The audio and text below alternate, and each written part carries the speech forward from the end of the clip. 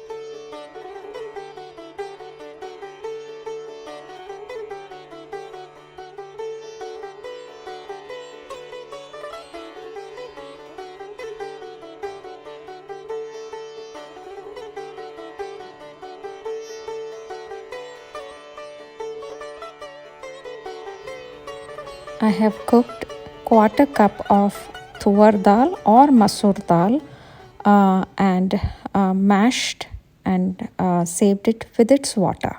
Be using this soapstone dish to make the saru or the rasam.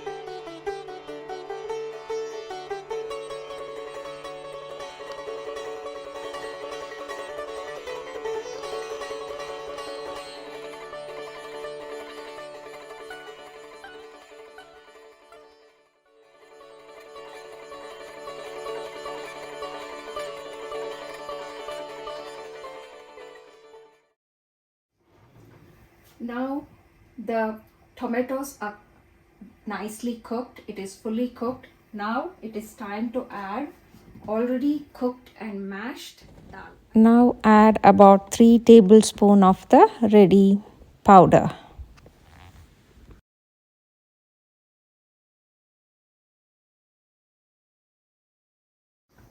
Now you can add a little more water.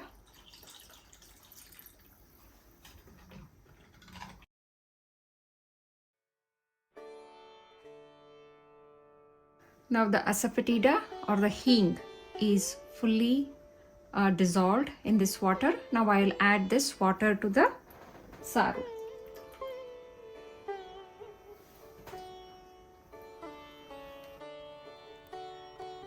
At this point, you can taste, and if it needs a little sour, add a little more tamarind juice or salt or any more sweetness.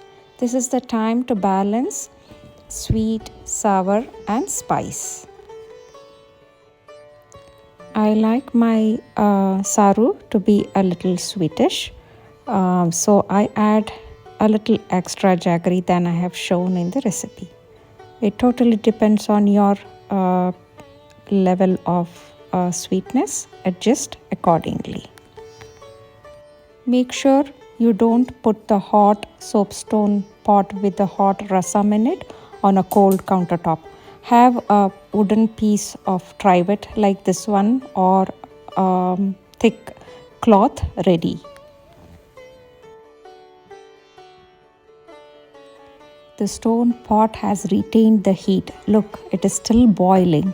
It is on the countertop resting on a trivet, but you can still see the rasam boiling.